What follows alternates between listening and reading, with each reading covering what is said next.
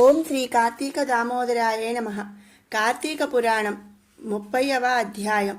ధర్మ సూక్ష్మ కథనము.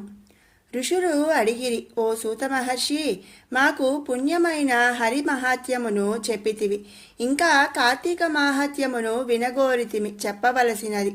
కలియుగమందు కలుషిత మానుషులై రోగాదులకు లోబడి యందు ఉండి సంసార సముద్రమందు మునిగి ఉన్న వారికి అనాయాసముగా పుణ్యము లభించడిది ఏది?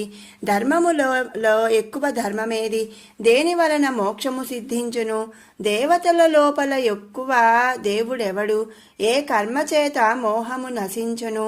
కలియుగమున మానవులు మందమతులు జడులు మృత్యుపీడితులను అగుదురు. వారికి అనాయాసముగా మోక్షము దొరికెడి ఉపాయమును చెప్పుము. ఇంకా ఇతరమైన హరికథను చెప్పుము.